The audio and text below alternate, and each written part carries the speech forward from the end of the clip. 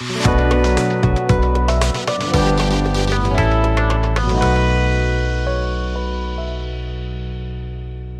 Friends, मेरा नाम है अंकित बिंजवा।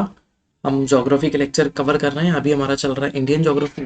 इंडियन ज्योग्राफी में हम चल रहे हैं प्लेन्स पर। ठीक है, प्लेन्स का पार्ट 1 और पार्ट 2 आ चुका है। ठीक है, पार्ट 3 में अब हम कवर करेंगे डेजर्ट प्लेन। ठीक है, तो आज का हमारा टॉपिक होगा क्या, प्लेन का ही पार्ट है लेकिन ये क्या है, डेजर्ट प्लेन। ठीक है, अब हम डेजर्ट प्लेन को देखेंगे। ठीक है, अब डेजर्ट प्लेन का फॉर्मेशन कैसे होता है और बाकी सब चीजों को हमको यहाँ पर देखना है। ठीक है, जो चीजें मैं समझाऊंगा उसी को आपको डील करना है। ठीक है, और लिखते हुए भी रखना है। ठीक है, तो सबसे फर्स्ट कंडीशन है हिंदी और इंग्लिश दोनों में, ये हमेशा मैं आपको बोलते आया हूँ।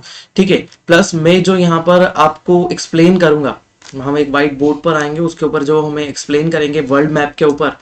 ठीक है, वही चीजें आपको पॉइंट वाइज नोट करते जानी है। ठीक है, क्योंकि वो इसमें अवेलेबल नहीं है, वो एक प्रोसीजर है जिस प्रोसीजर को आपको बताना पड़ेगा इन दी कंडीशन ऑफ फॉर्मेशन। ठीक है, उत्पत्ति वाले सेक्शन में आपको बताना पड़ेगा कि कैसे उत्पत्ति होती है डेजर्ट की। ठीक है, यही कंडीशन आपके लिए फेवरेबल होगी। ठीक है, आप इसको कंडीशन को कंटिन्यूअसली बनाते रहे, लिखते चले। ठीक, सबसे पहले देख लेते हैं। ठीक है, जो डेजर्ट है ना, इंडियन डेजर्ट। अब इंडियन डेजर्ट को किस नाम से जानते हैं, थार डेजर्ट के नाम से जानते हैं। मेजरली इसको हम क्या बोलते हैं, थार डेजर्ट। ठीक है, great Indian desert. Great Indian desert it means ये इंडिया के वेस्टर्न एरिया में बहुत बड़े इलाके में फैला हुआ है। अप्रोक्सीमेटली 85% एरिया इसका इंडिया में आता है। ठीक है, इसीलिए इंडिया का एक बहुत बड़ा एरिया कवर कर लेता है। अप्रोक्सीमेटली 2%, 2 पॉइंट समथिंग परसेंट के अप्रोक्स ये इंडिया के टोटल एरिया को ऑक्यूपाई करता है। ठीक है, आगे हम इन पूरे पॉइंट्स को हम देख लेंगे। ठीक है, अब कंडीशन क्या आ जाती है कि ये एक एरिड रीजन है। एरिड मतलब कैसा रीजन होता है, सूखा। ये कैसा इलाका है, एक टाइप से एक सूखा इलाका है, एरिड रीजन है, एकदम ड्राई है। ठीक है, क्योंकि यहां पर रेनफॉल जो है, रेनफॉल बहुत कम होती है। यदि रेनफॉल की कंडीशन की बात करो तो 50 सेंटीमीटर है ना, 50 सेंटीमीटर से भी कम रेनफॉल यहाँ पर होता है। ठीक है, अब इससे भी कम रेनफॉल होता है तो अल्टीमेटली ये रीजन पूरा क्या हो जाएगा, ड्राई हो जाएगा। ये ड्राई रीजन ही पूरी कंडीशन बनाता है किसकी, डेजर्ट फॉर्मेशन के लिए। ठीक है, अब ड्राई रीजन क्यों है, क्योंकि यहाँ पर रेनफॉल कम है और उसके अलावा टेम्परेचर यहाँ पर हाई है। ठीक है, क्योंकि ये ट्रॉपिकल एरिया में आता है, ट्रॉपिकल। ठीक है, और इसका नॉर्दर्न पार्ट चले जाता है सब ट्रॉपिकल। ठीक है, ट्रॉपिकल और सब ट्रॉपिकल एरिया का बहुत बड़ा पार्ट ये ऑक्यूपाई करता है। ठीक है, कंडीशन आ जाती है यहाँ पर रोलिंग सैंड है। ठीक है, हिल्स भी लोकेशन है। ठीक है, रोलिंग सैंड मतलब कंटिन्यूअसली रेत यहाँ से फिसलती रहती है, एक जगह से दूसरी जगह जाती रहती है। ठीक है, यहाँ पर कुछ हिल्स भी लोकेटेड है, जैसे अरावली की बात करें।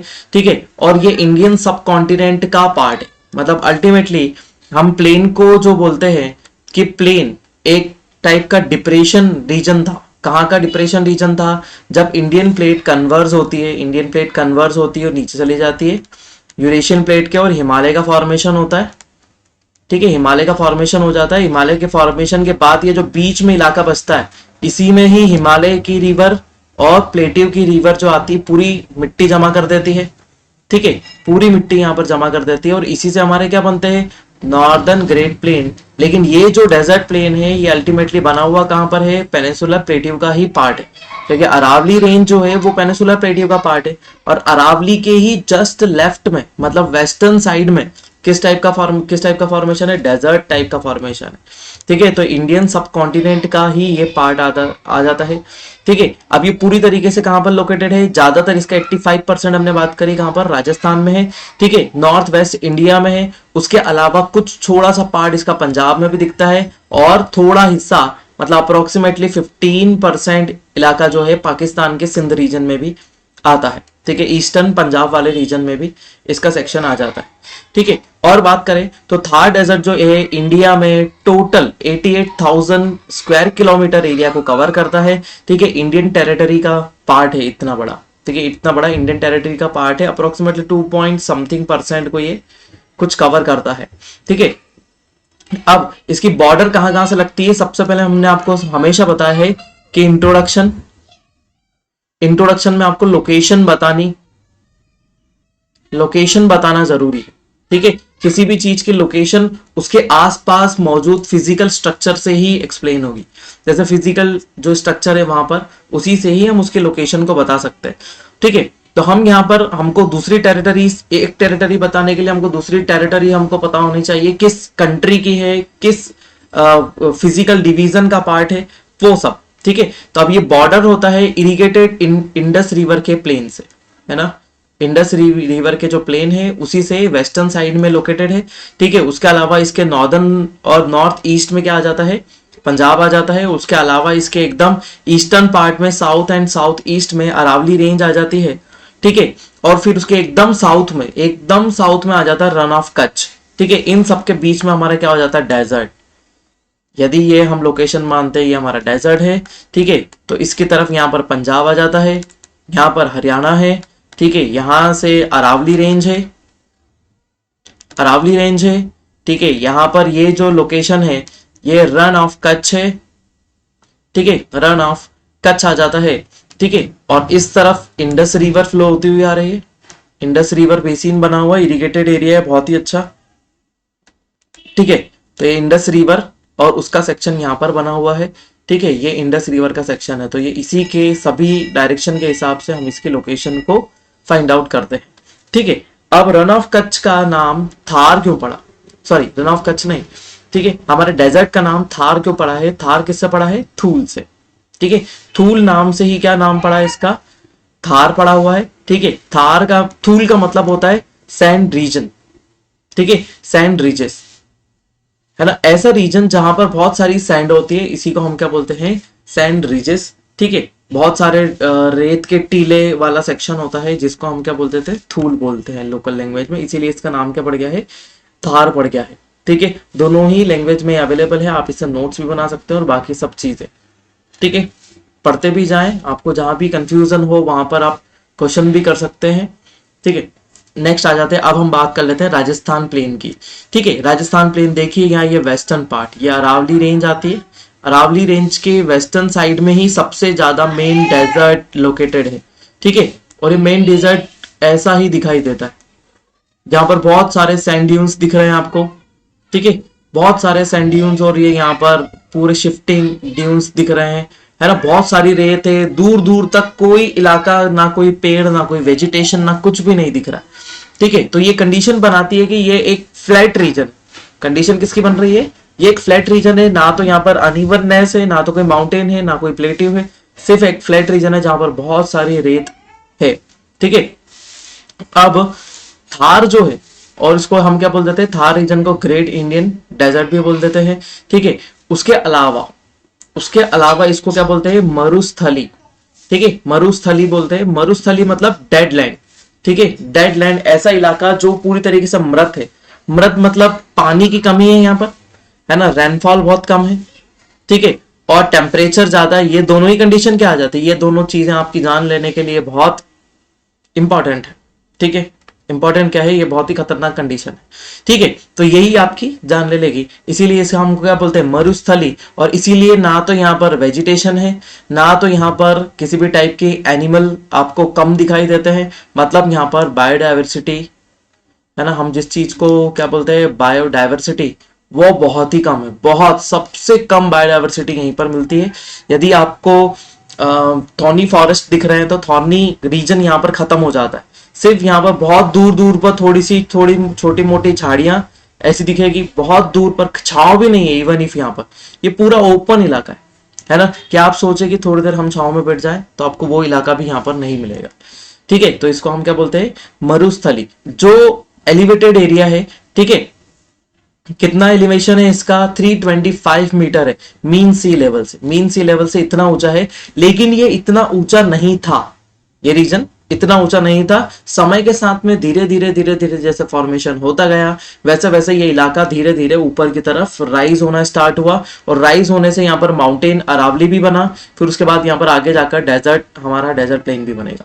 ठीक है, तो ये कंडीशन यहाँ पर बहुत ही सुटेबल है। उसके अलावा इसको मेवाड़ प्लेन भी बोलते हैं, मेवाड़ साम्राज्य यहाँ पर बसा हुआ था। ठीक है, और मेवाड़ साम्राज्य के इतने विस्तार के कारण इसी प्लेन को हम क्या बोलते हैं, हम बोलते हैं मेवाड़ प्लेन। ठीक है, अब कंडीशन ये है, मैंने आपको पहले ही बता दिया, क्योंकि ये पेनिनसुलर प्लेट्यू का ही पार्ट है। किसका पार्ट है? पेनिनसुलर प्लेट्यू का ही पार्ट है। मतलब हमारे जो प्लेन रीजन है ना, उसका पार्ट नहीं होते हुए ये पेनिनसुलर प्लेट्यू का। प्लेन रीजन किसका पार्ट है? एक सबडक्शन जोन है, जहां पर हमने अभी तक प्लेन देखे। ठीक है, जैसे हमने गंगा का प्लेन देखा, फिर हमने ब्रह्मपुत्र का प्लेन देखा, फिर हमने यमुना सतलज प्लेन देखा। तीनों ही रीजन क्या है? डिप्रेशन रीजन में फॉर्मेशन होता है। लेकिन डेजर्ट प्लेन जो है वो अल्टीमेटली पेनिनसुलर प्लेट्यू का ही पार्ट आता है, उसी के ऊपर डेजर्ट का फॉर्मेशन आपको दिखाई देता है। अब यहाँ कंडीशन किसकी? बहुत सारी सैंड की है, बहुत सारे रेत के टीले हैं, वो कंटिन्यूसली निरंतर खसकते रहते हैं। जैसे आपने यहाँ पर आकर एक छोटा सा कैंप लगाया, इस एरिया में आपने आकर छोटा सा कैंप लगा दिया, यहाँ पर आप कैंप लगा के रह रहे हैं। ठीक है, और आप सुबह उठकर देखेंगे तो छोटा सा ये टीला जो है, यदि हवा चली है तो ये टीला खसक के आपको यहाँ दिखेगा। या फिर आप 2 दिन बाद यहाँ से निकल रहे हैं, 1 दिन 2 दिन पहले यहाँ से गुजरे थे, 2 दिन बाद वापस आप गुजरे हैं, तो ये टीला यहाँ पर नहीं मिलेगा, ये यहाँ से खसक के यहाँ आ चुका होगा। तो ये सैंड ड्यून्स क्या है? कंटिन्यूअसली शिफ्ट होते रहते हैं, है ना, कंटिन्यूअसली शिफ्टिंग एरिया है। यहाँ पर सैंड ड्यून्स खसकते रहते हैं विंड की डायरेक्शन में। ठीक है, विंड का जिस टाइप का डायरेक्शन होगा उस डायरेक्शन में ये कंटिन्यूअसली खसकते रहते हैं, इसीलिए हम इसको क्या बोलते हैं? शिफ्टिंग सैंड ड्यून्स, या फिर खसकते रेत के टीले कहा जाता है। ठीक है, अब लोकेशन की बात कर लेते हैं। तो यहाँ पर आपको पूरा एशिया दिख रहा है। एशिया में इंडिया के नॉर्दर्न पार्ट को हम कवर कर रहे हैं, और नॉर्दर्न पार्ट को हम फोकस करके बताते हैं। तो यहाँ पर है ना, यहाँ से अरावली रेंज जाती है कहाँ तक? दिल्ली तक। ठीक है, दिल्ली तक अरावली रेंज आती है, और इसी के ये रही दिल्ली, दिल्ली से ये अरावली रेंज पूरी यहाँ पर दिल्ली रिच बोला जाता है अरावली रेंज को। कहाँ पर?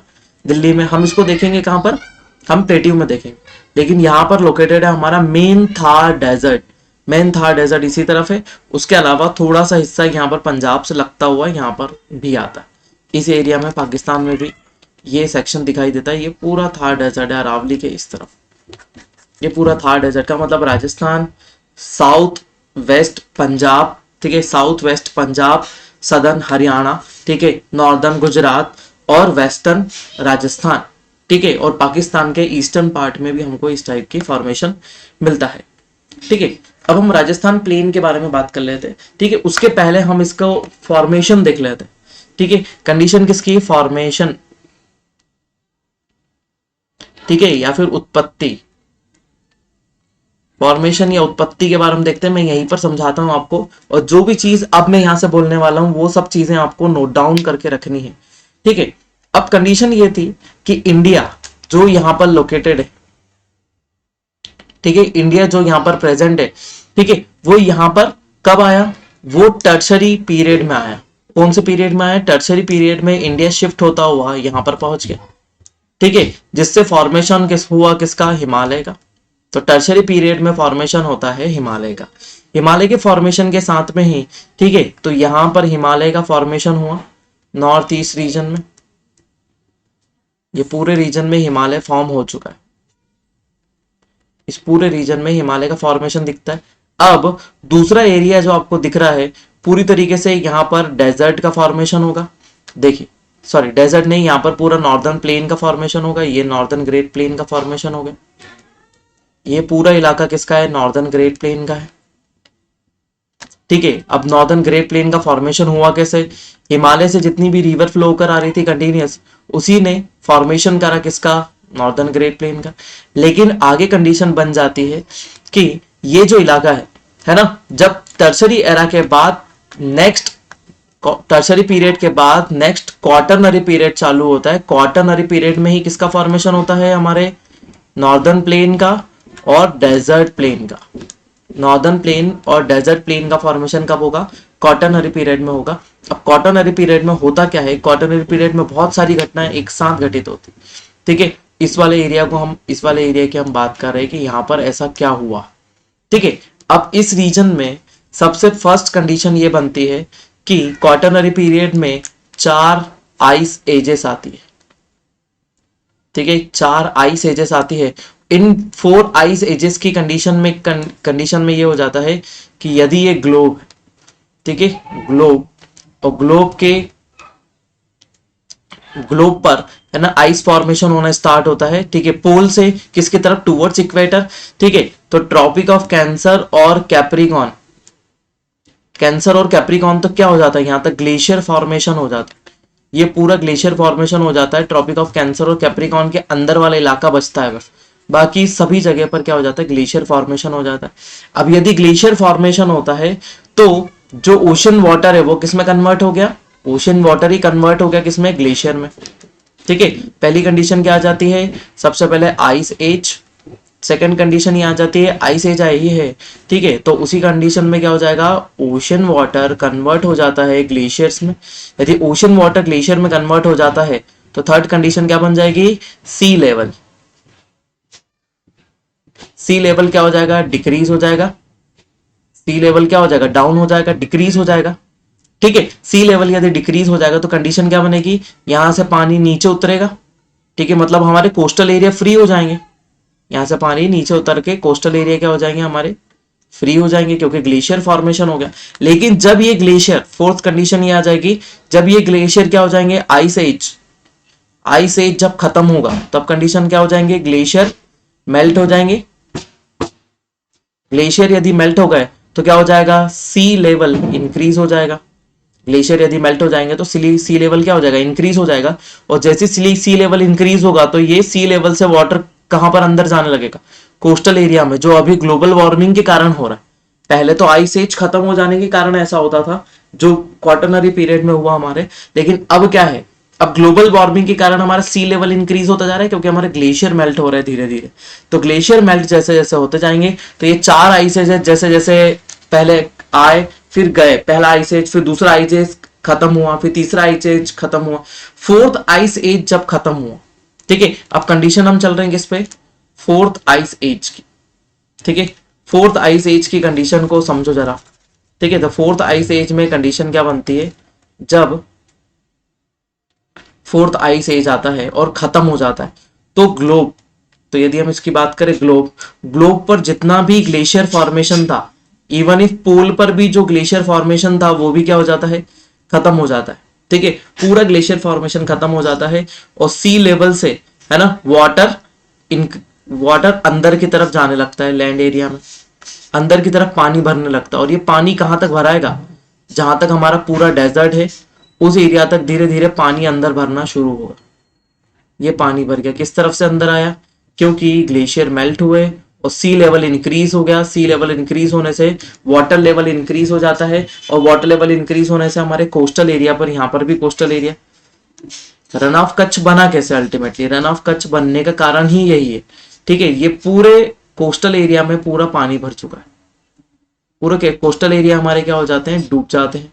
ये कोस्टल एरिया पूरा डूब गए, कोस्टल एरिया में पूरा पानी भर गया, ठीक है। लेकिन कोस्टल रीजन जो हमारे दिख रहे हैं वो धीरे धीरे ओपन हो जाते हैं बाद में, है ना, बाद की कंडीशन में ये ओपन हो जाते हैं। अब कंडीशन आती है कि जैसे जैसे कंडीशन नॉर्मल होगी, ये क्या होगा, ये नॉर्मल कंडीशन है क्या, जब जो हमारी स्नो मेल्ट होती है नॉर्मल कंडीशन है, नहीं।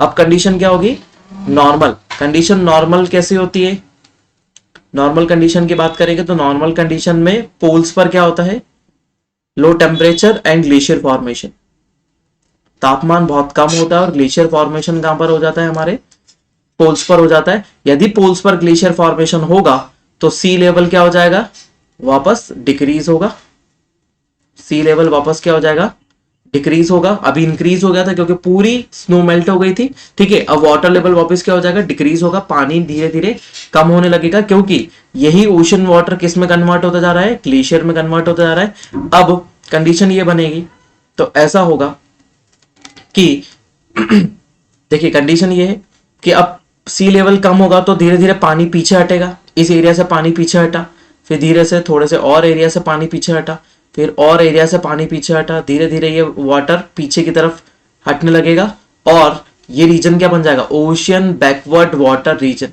ठीक है। और कोस्टल एरिया से भी धीरे धीरे क्या हो जाएगा, पानी पूरा पीछे हट जाएगा और ये कोस्टल एरिया भी क्या हो जाएंगे, ओपन हो जाएंगे। पूरे कोस्टल एरिया भी क्या हो गए, ओपन हो गए। और कंडीशन क्या हो गई, ये पोल वाली कंडीशन यहाँ पर खत्म हो गई और नॉर्मल कंडीशन आ गई, जिसमें ग्लेशियर पर क्या होता है, स्नो फॉर्मेशन होता है। ग्लेशियर पर अभी कंडीशन किसकी होती है, स्नो फॉर्मेशन की, और यही कंडीशन एट प्रेजेंट तक भी अवेलेबल है, ठीक है। अब यदि यहां से ओशन वाटर बैकवर्ड गया तो हम डेजर्ट को क्या बोल सकते हैं कि डेजर्ट अल्टीमेटली कैसा रीजन है, ocean backward water region. Ocean backward water region है हमारा क्या, डेजर्ट। अब कंडीशन की डेजर्ट बना ही कैसे, अब आप बोलेंगे कोस्टल एरिया पर भी सैंड होती है ना, कोस्टल एरिया पर भी सैंड होती है, एज इट इज सैंड के कारण हमारा क्या बन गया, डेजर्ट बन गया। नहीं, ऐसा नहीं हुआ था। ठीक है, कंडीशन ये बनती है कि ये रीजन जो है ये पूरा ड्राई है ना। अब कंडीशन क्या है कि ओशन वाटर था यहाँ पर, पहली कंडीशन क्या है, ओशन वाटर। यदि ओशन वाटर है तो उसके कारण सैलिनिटी बढ़ जाएगी, सॉइल की सैलिनिटी बढ़ जाएगी। यदि सॉइल की सैलिनिटी बढ़ गई तो वेजिटेशन ग्रोथ नहीं करेगा, वेजिटेशन ग्रोथ नहीं करेगा। यदि वेजिटेशन ग्रोथ नहीं रह जाएगा तो ओपन एरिया रह जाएगा। ये कैसा रह जाएगा, एक ओपन एरिया रह जाएगा जहां पर क्या दिखेंगे, सिर्फ रॉक्स, सिर्फ रॉक स्ट्रक्चर दिखेंगे, और रॉक स्ट्रक्चर फर्दर वेदर्ड होंगे और इरोड होने स्टार्ट हो जाएंगे। ठीक है, सिंपल सी कंडीशन है, ओशन बैकवर्ड वाटर रीजन है, जिससे कंडीशन किसकी बनेगी, सैलिनिटी इंक्रीज हो जाएगी। सैलिनिटी इंक्रीज हो जाएगी तो सैलिनिटी में वेजिटेशन नहीं होता है, मतलब खारापन रहता है। खारेपन में क्या हो जाता है, हमारी वनस्पतियां नहीं उग पाती, वेजिटेशन नहीं होते। यदि वेजिटेशन नहीं होगी तो पूरा ओपन एरिया होगा, ओपन एरिया होगा तो वहां पर रॉक स्ट्रक्चर दिखेंगे, और रॉक स्ट्रक्चर क्या होंगे, वेदर्ड होंगे, मतलब इनमें अपक्षय और अपर्दन होगा, अपक्षय होगा, अपक्षय से अपर्दन की स्थिति भी आएगी, अपक्षय अपर्दन से ये इलाका पूरा क्या हो जाएगा, ओपन हो जाएगा। ठीक है, और धीरे धीरे धीरे धीरे जो रॉक स्ट्रक्चर वहां पर बेड रॉक्स जिनको हम बोलते हैं, है ना, इन्हीं को हम, जो नीचे वाले स्ट्रक्चर होते हैं इन्हीं को हम बोलते हैं बेड रॉक्स। बेड रॉक्स धीरे धीरे क्या होने लगेंगे, वेदर्ड होने लगेंगे, इरोड होने लगेंगे, है ना। वेदर्ड और इरोड होकर धीरे धीरे धीरे धीरे टूटते जाएंगे, टूटते जाएंगे, टूटते जाएंगे, और इरोड होकर अल्टीमेटली ये सैंड में कन्वर्ट हो जाएंगे। किस में कन्वर्ट हो जाएंगे, पूरी तरीके से सैंड में कन्वर्ट हो जाएंगे, और सैंड में कन्वर्ट हो जाने के बाद ये बना देंगे डेजर्ट। ठीक है, तो कंडीशन पूरी समझ में आई कि डेजर्ट फॉर्मेशन कैसे हो रहा है, डेजर्ट कैसे फॉर्म हुए, ठीक है, और ओशन बैकवर्ड वाटर रीजन कैसे बना। अब हमको एविडेंस कैसे मिलते हैं, एविडेंस कैसे पता चले कि ये desert ocean backward water region होता है। यहाँ पर हमको छोटे छोटे सेलाइन वाटर लेक मिलते हैं। ठीक है, सेलाइन वाटर लेक मिलते हैं, तो सेलाइन वाटर लेक, ठीक है, इनकी सैलिनिटी जो है वो ओशियन सैलिनिटी से मैच होती है। ठीक है, जैसी सैलिनिटी आपको ओशियन में मिलती है वैसी एज इट इज सैलिनिटी हमको इसमें भी मिलती है, इन लेक्स में भी मिलती है। ठीक है, तो दोनों कंडीशन क्या है, सेम है। दूसरी बात आ जाती है कि इनलैंड एरिया में कभी भी सेलाइन लेक नहीं होते, तो मतलब सेलाइन लेक जो बनेंगे वो किसी ओशनिक कंडीशन से ही बन सकते हो, सैलिनिटी ओशन जैसे भी है। ठीक है, दूसरी बात आ जाती है वुड फॉसिल्स। यहाँ पर हमको वुड फॉसिल्स मिलते हैं बहुत पुराने, ठीक है, कार्बोनिफेरस के बाद वाले, कार्बोनिफेरस टाइम पीरियड के बाद वाले हमको वुड फॉसिल्स मिलते हैं। और वुड फॉसिल्स हमको ऐसे मिलते हैं जो पानी के अंदर भी डूबे हुए थे। वुड फॉसिल्स के अलावा हमको सी फॉसिल्स भी मिलते हैं, है ना, सी फॉसिल्स भी, क्योंकि ये अरेबियन सी है और अरेबियन सी का वाटर ही ऊपर आया था, इसलिए हमको यहाँ पर सी फॉसिल्स भी मिलते हैं। और सी फॉसिल्स, वुड फॉसिल्स और सेलाइन वाटर लेक तीनों ही एविडेंस प्रोवाइड करते हैं, और सेलाइन सैलिनिटी, सॉइल की सैलिनिटी, ये तीनों चारों फैक्टर हमको फैक्ट्स प्रोवाइड करते हैं, जिससे ये वाटर क्या था, ये रीजन जो था ये सबमर्ज था ओशन के नीचे, और इसी से फॉर्मेशन होता है हमारे किसका, डेजर्ट का। तो डेजर्ट फॉर्मेशन किससे हुआ, ओशन बैकवर्ड वाटर से। ठीक है, तो हम यहाँ पर एक बार थोड़ी सी सिनॉप्सिस वाइज चल लेते हैं, फटाफट कंडीशन को देख लेते हैं। सबसे पहली कंडीशन क्या आ जाती है, डेजर्ट बनने के लिए सबसे पहली कंडीशन क्या आनी चाहिए आपको, आइस एज। ठीक है, आइस एज यदि आती है तो आइस एज की कंडीशन में कंडीशन ये बन जाती है कि सी लेवल क्या होता है, या तो इंक्रीज होता है या डिक्रीज होता है, इंक्रीज और डिक्रीज कंटिन्यूस होता रहता है। ठीक है, थर्ड कंडीशन ये आ जाती है कि जब आइस एज पूरी तरीके से खत्म होती है, आइस एज पूरी तरीके से क्या हो चुकी है, खत्म हो चुकी है, तो कंडीशन क्या हो जाती है, नॉर्मल कंडीशन से हट जाती है ना, नॉर्मल कंडीशन से हट जाती है, और सी लेवल क्या हो जाता है, एकदम इंक्रीज हो जाता है। सी लेवल यदि इंक्रीज हो जाता है तो फिफ्थ कंडीशन ये बन जाती है, सी लेवल इंक्रीज होने से तो लो लैंड एरिया में पानी क्या हो जाता है, अंदर की तरफ घुस जाता है। लो लैंड एरिया में सी लेवल बढ़ जाता है, और कोस्टल एरिया में भी सी लेवल क्या हो जाता है, कंटिन्यूसली इंक्रीज हो जाता है। कोस्टल एरिया में सी लेवल इंक्रीज हो गया, और लो लैंड एरिया में भी क्या हो गया, पानी भर गया। ठीक है, अब कंडीशन क्या होना स्टार्ट होगी, नॉर्मल। ठीक है, कंडीशन नॉर्मल होना स्टार्ट होगी, नॉर्मल होने स्टार्ट होगी तो मतलब सी लेवल डिक्रीज होगा, है ना, पोल्स पर क्या दिखेगा, ग्लेशियर फॉर्मेशन, सी लेवल डिक्रीज होगा और पोल्स पर दिखेगा आपको ग्लेशियर फॉर्मेशन। सेवंथ कंडीशन ये होती है, ठीक है। अब क्या बनेगा, सी लेवल यदि डिक्रीज हो गया है, ठीक है, तो उससे ओशियन बैकवर्ड वाटर रीजन हमको दिखेगा।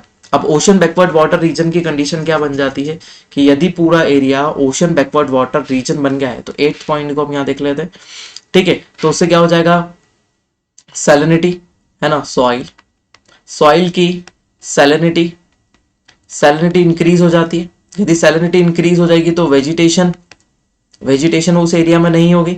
यदि वेजिटेशन वेजिटेशन उस एरिया में नहीं होगी, ठीक है, यदि वेजिटेशन उस एरिया में नहीं है तो वो ओपन ओपन एरिया बन जाएगा।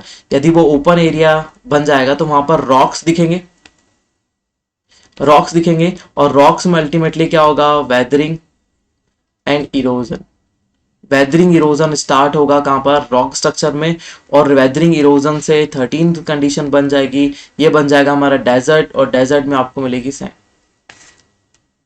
ठीक है। ये पूरी कंडीशन थी, और यही पूरी कंडीशन थी फॉर्मेशन ऑफ डेजर्ट की, ठीक है। यही आपको पूरी तरीके से समझना है, ठीक है। स्क्रीनशॉट ले सकते हैं, बाकी सब चीजें आप जितनी कंडीशन को हमने देखा उन सब कंडीशंस को आप क्या कर सकते हैं, स्क्रीनशॉट के माध्यम से समझ सकते हैं, ठीक है।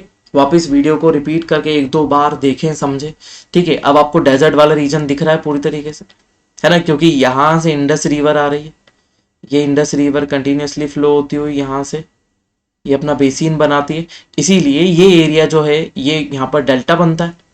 कराची में ये डेल्टा फॉर्म करती है, कराची रीजन है यहाँ पर, कराची में यहाँ डेल्टा फॉर्म हो जाता है, इसीलिए ये एरिया क्या हो गया है, फर्टाइल हो गया है, ठीक है, क्योंकि यहाँ पर डेल्टा है एक रिवर का, वहां पर एलुवियल फॉर्मेशन है, इसीलिए अब यहाँ पर ये जो पूरा रीजन दिख रहा है ये पूरा हमारा डेजर्ट है ना। कुछ ही परसेंट पाकिस्तान में आता है और मेजर परसेंटेज कहाँ पर आता है, इंडिया में आता है, ठीक है। ये पूरा डेजर्ट फॉर्मेशन बन जाता है जहां पर इस एरिया से पानी अंदर घुसा था, ठीक है, और इसी एरिया से पानी धीरे धीरे बाहर होना स्टार्ट हो गया और उसी से हमको डेजर्ट मिलता है, ठीक है। चलिए अब हम आगे समझते हैं। यहाँ पर कुछ टर्म्स और है जो आपसे एग्जाम में पूछी जा सकती है, ठीक है। अब देखो, अब यहाँ पे टर्म्स पे हम थोड़ा ज्यादा जोर देंगे, बाकी आपको फैक्ट पॉइंट तो आपको रट ही लेना है, और बाकी सब चीजें तो आपको दिमाग में रखनी ही है, ठीक है। थार डेजर्ट जो है वो एक टाइप का सेमी एरिड रीजन भी बनाता है, जैसे ये पूरा पूरा एरिड रीजन है, और ये इस तरफ जितना एरिया आता है ये पूरा सेमी एरिड, ठीक है, जो एमपी तक जाता है। कहां तक आता है, एमपी, ठीक है, इस तरफ पंजाब हरियाणा, एमपी पंजाब हरियाणा, इस तरफ हमारा आ जाता है गुजरात। इस पूरे एरिया को क्या बना जाता है, एरिड रीजन के साथ में सेमी एरिड रीजन, जो अरावली के किस तरफ दिखता है आपको, वेस्टर्न साइड में दिखता है, ठीक है। और ये सेमी एरिड रीजन को ही हम क्या बोलते हैं, बागार, ठीक है, क्या बोलते हैं, बागार या बगार, ठीक है, बागार, बागार या बगार, ठीक है, बागार या फिर बगार नाम से हम इसको जानते हैं, ठीक है। अब बागार या बगार रीजन जो है ये फॉर्मेशन का कैसे होता है, इसका फॉर्मेशन होता है सीजनल स्ट्रीम से। ये अरावली माउंटेन रेंज है, यहाँ पर लोकेटेड है, ये अरावली माउंटेन रेंज है, अरावली माउंटेन रेंज से सीजनल स्ट्रीम्स निकलती है, वो यहाँ पर कुछ कुछ डिपोजिशन कर देती है, कुछ कुछ छोटी छोटी सीजनल स्ट्रीम होती है। जब बरसात होती है तब इन नदियों में पानी होता है, और उन नदियों में पानी होने के कारण ही यहाँ पर थोड़ा थोड़ा फॉर्मेशन आपको एलुवियल वाला भी दिखता है, ठीक है। उसी रीजन को हम क्या बोलते हैं, बागार बोलते हैं, ठीक है। सीजनल स्ट्रीम जो है अरावली के वेस्टर्न साइड में वही यहाँ पर थोड़ा थोड़ा डिपोजिशन करती रहती है, ठीक है। और ये जो रिवर है उसमें मोस्ट इंपॉर्टेंट है लूनी रिवर, ठीक है। लूनी रिवर जो निकलती है वो कहां से निकलती है, western part of the Aravalli range, ठीक है। तो यही एरिया बनाती है, सैंडी प्लेन बनाती है, ठीक है। यहां से जितनी सीजनल स्ट्रीम्स होती है वो पूरा पूरा अपना सेडिमेंट लेकर जाती है और रन ऑफ कच्छ और अरावली के वेस्टर्न पार्ट में डिपॉजिट कर देती है, ठीक है। तो ये एक थिन लेयर होती है, इसी थिन लेयर रीजन को हम क्या बोलते हैं, बगार, इसी थिन लेयर रीजन को हम क्या बोलते हैं, बगार। आगे आपको और समझाएंगे, ठीक है। तो ठीक है, अब पूरा जो इंडिया में एरिया ऑक्यूपाई करता है कितना, 85% ये इंडिया में एरिया ऑक्यूपाई करता है, क्योंकि यहां पर देखिए पाकिस्तान वाले रीजन को मैं डिनोट कर देता हूं, ये सिर्फ इतना सा पाकिस्तान में आता है ना। और मोस्ट ऑफ ये जो रीजन है कहां पर चले जाता है, मेजर इंडिया में चली जाए। ये इंडिया का है और ये पाकिस्तान का है, ठीक है। तो इंडिया और पाकिस्तान के बीच में शेयर्ड है, ठीक है। इंडिया टोटल एरिया का 2.67% कवर करता है, मतलब लगभग 2.5%, ठीक है। 2.5% एरिया को कवर करता है, हमने इसको समझ ही लिया है, ठीक है। ये भी आप देख ही लीजिए, ये पूरा उसी का ही डिटेल है। चलिए आगे बात कर देते हैं, ठीक है। ये वर्ल्ड के मोस्ट एरिड प्लेन्स में से एक है, ठीक है। जब ठीक है परमु कार्बोनिफेरस पीरियड स्टार्ट हुआ था, अब हमने जो फॉर्मेशन देख चुके हैं ना, उसके अंदर और भी बहुत सारे पॉइंट ऐड होते हैं, ठीक है। तो परमु कार्बोनिफेरस पीरियड हो जाएगा, वहां से लेकर प्लिस्टोसीन, ठीक है, प्लिस्टोसीन एज तक कंडीशन क्या बनती है, उसी एज तक आते आते आपका पूरा फॉर्मेशन आपको दिखाई देता है, पूरा फॉर्मेशन उसी तक दिखाई देगा। जैसे आपको हर एज के कंडीशन को बता रहे हैं, ठीक है। यहाँ तक पहले पानी भरा हुआ था, फिर थोड़ा सा कम हुआ, फिर उसके बाद ये थार डेजर्ट वाला रीजन है, बीच में थोड़ा सा हाई रीजन भी आपको मिलते हैं, ठीक है। यहाँ से पूरा अरावली का ये हायर रीजन आपको मिल रहा है, दिल्ली तक जा रहा है ये पूरा रीजन, देखिए ये पूरा अरावली यहाँ पर दिया हुआ है, ये रहा अरावली, और यही पूरा हाई रीजन है, यहीं पर दिया हुआ है, ठीक है। यहाँ पर पूरा दिया हुआ है सेमी एरिड रीजन, ठीक है। यहाँ पर से एरिड रीजन स्टार्ट हो जाता है, ये अरावली रीजन है, ठीक है। अरावली रेंज कंटिन्यूअसली फैली हुई है कहाँ तक, दिल्ली तक। दिल्ली में इसको नाम से जानते हैं दिल्ली रिज, ठीक है,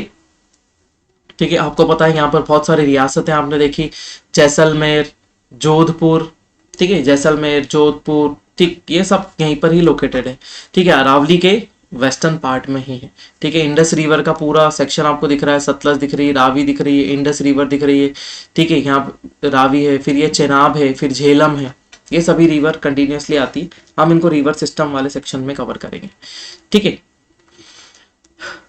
इस टाइम पीरियड में इसका फॉर्मेशन हुआ है, मतलब अल्टीमेटली हम किसकी बात कर रहे हैं, क्वार्टरनरी टाइम पीरियड की, ठीक है। क्वार्टरनरी पीरियड की हम इसमें बात कर रहे हैं, यही वो टाइम पीरियड था जब हमारे डेजर्ट का फॉर्मेशन होता है। सबसे ज्यादा हमको यहाँ पर क्या मिलते हैं, वुड फॉसिल्स बहुत मिलते हैं, ठीक है। और फिर उसके बाद मैरीन डिपॉजिट्स भी यहाँ पर मिलते हैं। मैरीन डिपॉजिट में हमको सॉल्ट्स भी मिलते हैं, और मैरीन डिपॉजिट्स में हमको फॉसिल्स भी यहाँ पर कुछ मिलते हैं, ठीक है। ये एविडेंस प्रोवाइड करते हैं, ये हमको सबूत देते हैं कि इसका फॉर्मेशन हुआ था, ठीक है। अब जैसलमेर के आसपास ये वाले ऐसे बहुत सारे रीजन हमको मिलते हैं जो इतने पुराने 180 मिलियन ईयर, है ना, 180 मिलियन ईयर पुराने यहाँ पर हमको एविडेंस यहाँ पर मिल रहे हैं, ठीक है। तो dry beds of the river, हमको पुरानी रिवर बेड्स भी मिलते हैं जो यहाँ से हमको देखने को मिलते हैं। इस तरफ से एक रिवर आ रही थी जिसको हम क्या बोलते हैं, सरस्वती रिवर। सरस्वती रिवर के भी रिवर बेड्स के एविडेंस भी हमको यहाँ पर मिले हुए हैं। तो ये सब चीजें प्रूव करती है कि ये इलाका पास्ट टाइम में क्या था, फर्टाइल था, फर्टाइल रीजन था। लेकिन धीरे धीरे जैसे जैसे डेजर्ट फॉर्मेशन हो गया, कंडीशन चेंजेस हो गई, डेजर्ट फॉर्मेशन, कंडीशन चेंजेस, इन सब चीजों ने इसको क्या कर दिया, पूरी तरीके से डिस्ट्रॉय करके क्या बना दिया, एक डेजर्ट वाला इलाका बना दिया, ठीक है, जो है पार्ट पेनिसुलर प्लेट्यू का।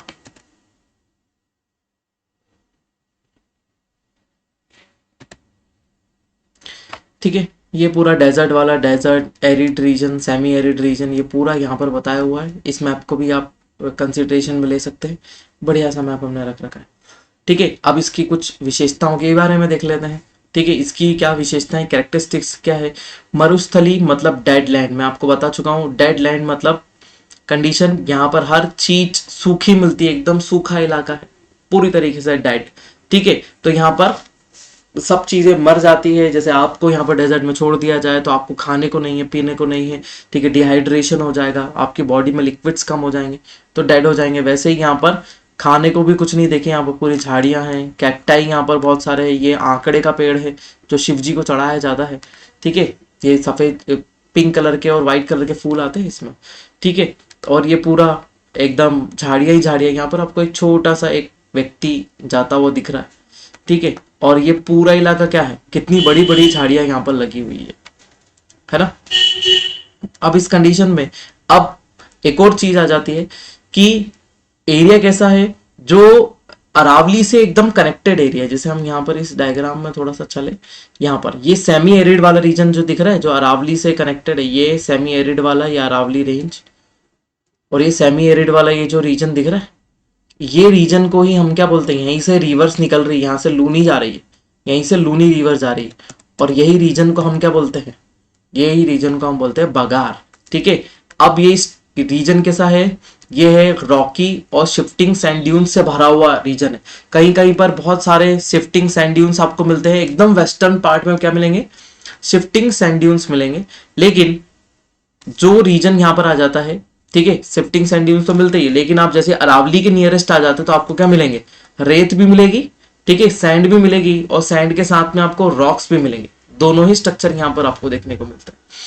ठीक है, उसके अलावा बागार कैसा है, सेमी एरिड रीजन, मैंने आपको अभी बताया था बागार जो है, ठीक है, वो एक सेमी एरिड रीजन है जो थिन लेयर होती है सैंड की, उसी से फॉर्मेशन होता है, जिसके अंदर रॉक स्ट्रक्चर भी इंक्लूड होगा।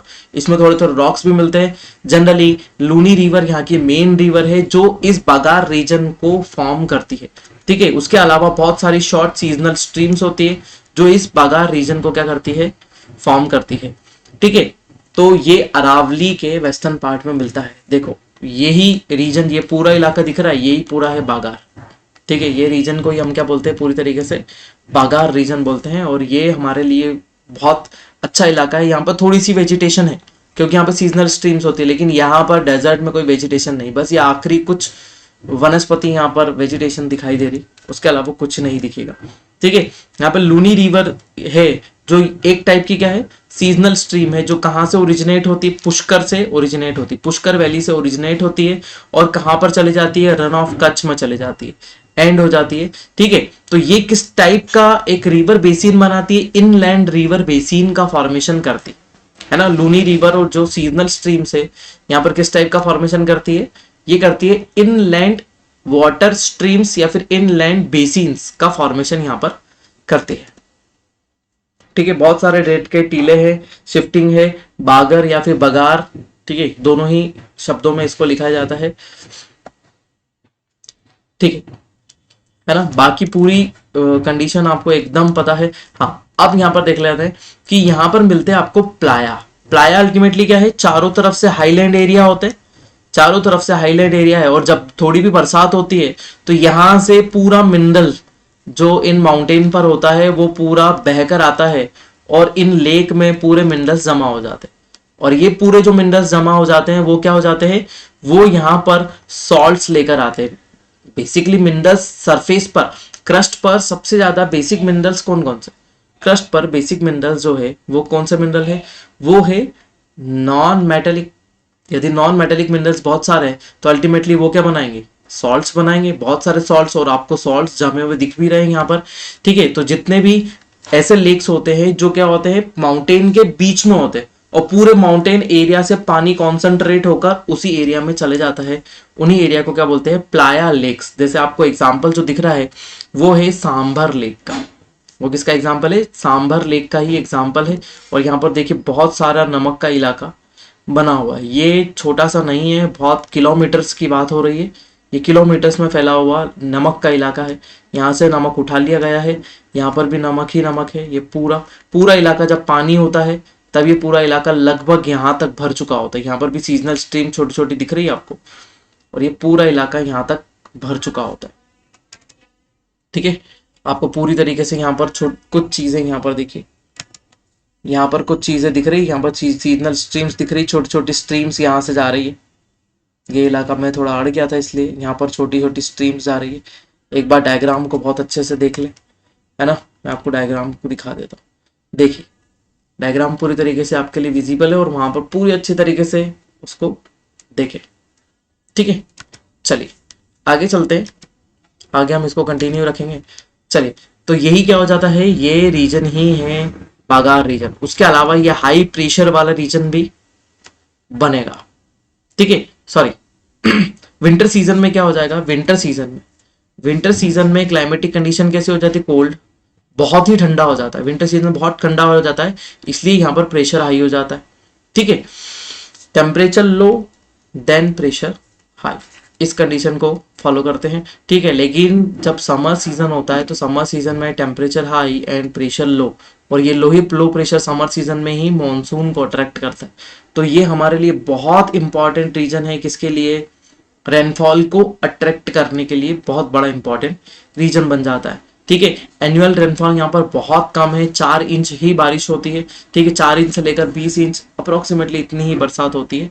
ठीक है, 50 सेंटीमीटर से कम। आप सिंपल से इतना याद रखें, ज्यादा उलझन में ना जाए।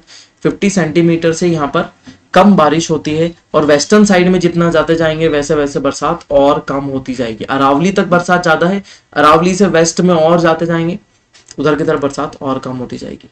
ठीक है, सबसे ज्यादा टेम्परेचर कब होता है? मई और जून में सबसे ज्यादा टेम्परेचर होता है, अप्रोक्सीमेटली कितना, 50 डिग्री सेंटीग्रेड टेम्परेचर हो जाता है। ठीक है, उसके अलावा जनवरी जो होता है वो बहुत ठंडा महीना होता है। ठीक है, मिनिमम टेम्परेचर यदि जनवरी का हमें देखें सबसे कम कम मिलता है कितना, 5 to 10 डिग्री सेंटीग्रेड जनवरी।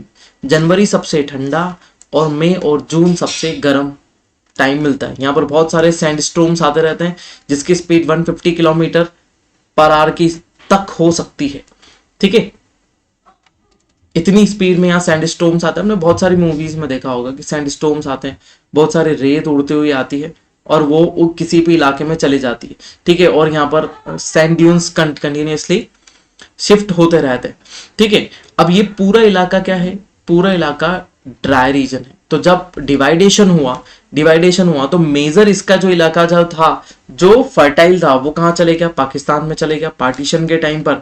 ठीक है, इरिगेशन कैनाल जितनी थी वो सब कहाँ चली गई? वहां पर पाकिस्तान में चली गई। ठीक है, इंडस रिवर सिस्टम के साथ में पाकिस्तान में चली गई। ठीक है, फिर हमने करी Indus water treaty. Indus water treaty को हमने डिसाइड करा कि जो अपर 3 रिवर है, जिसमें कौन कौन सी आती है? Indus, Jhelum and Chenab. In 3 reverse का 80% वाटर का यूज कौन करेगा? पाकिस्तान करेगा। ठीक है, 80% और 20% वाटर का यूज करेगा इंडिया।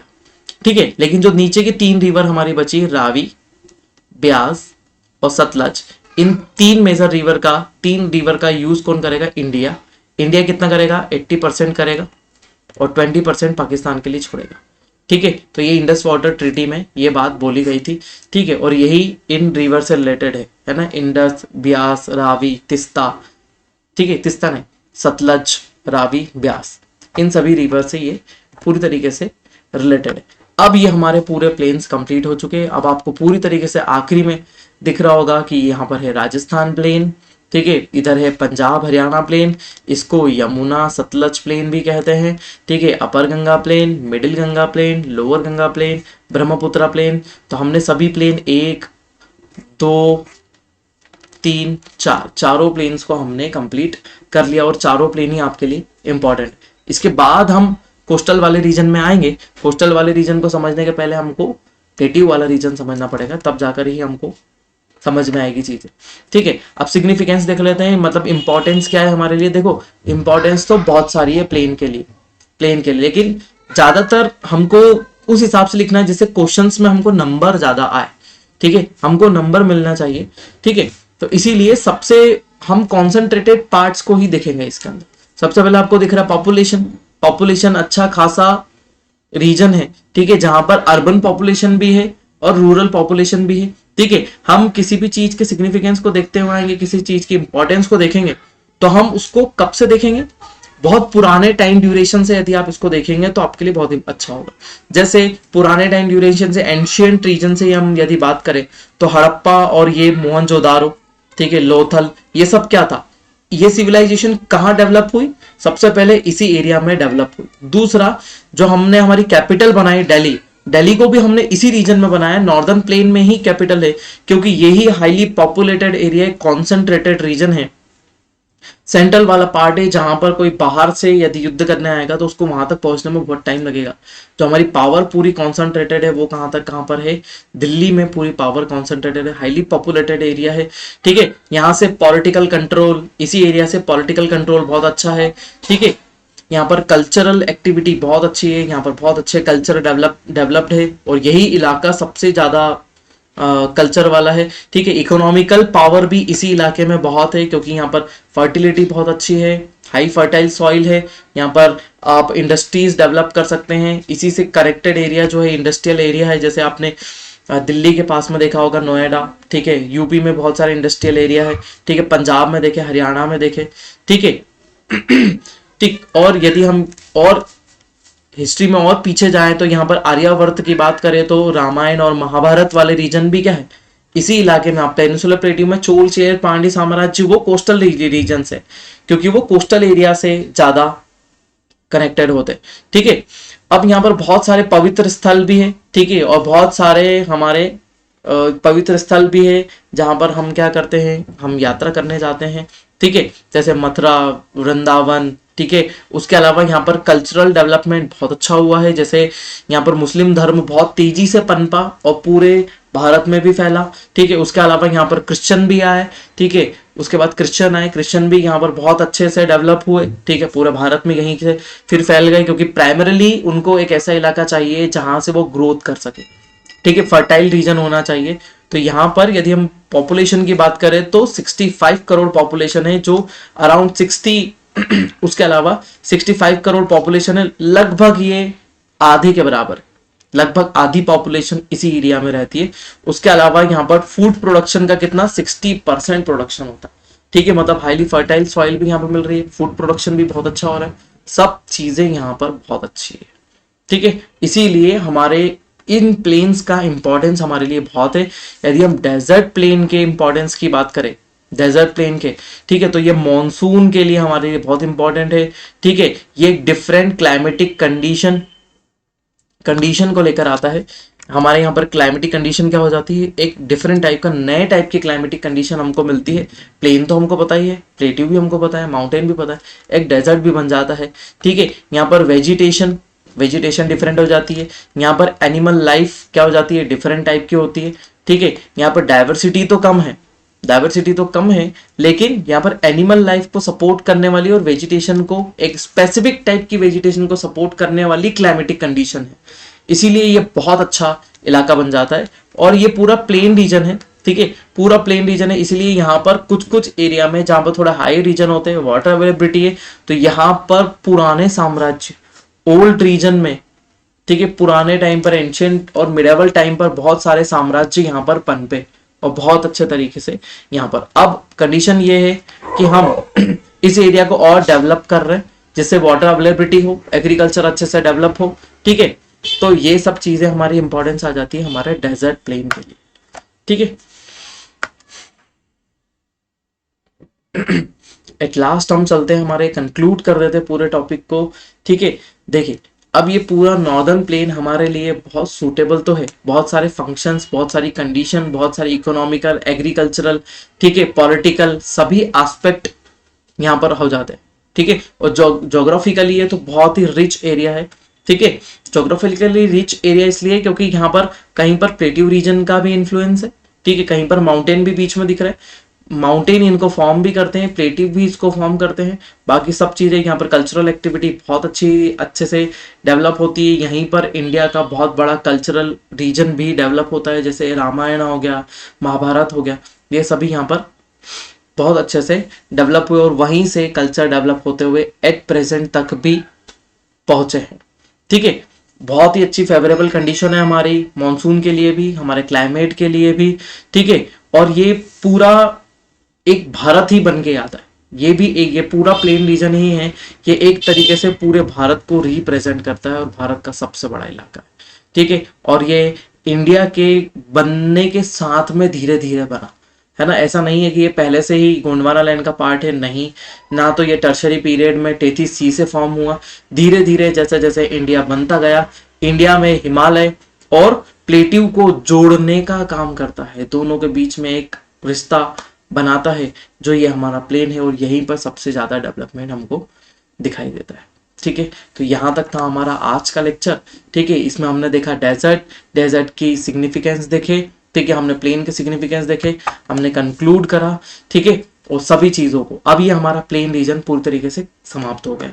ठीक है, अब हम चलेंगे, या तो हम प्लेटिव की तरफ आ जाएंगे, या तो हम किसकी तरफ आ जाएंगे, प्लेन की तरफ आ जाएंगे, सॉरी कोस्टल प्लेन्स की तरफ आ जाएंगे, दोनों में से जहां तक मैं आपको प्लेटिव समझाऊंगा पहले। ठीक है, तो हम मिलेंगे नेक्स्ट लेक्चर में। मेरा नाम है अंकित बिंजवा, मिलते हैं नेक्स्ट लेक्चर में। Thank you so much.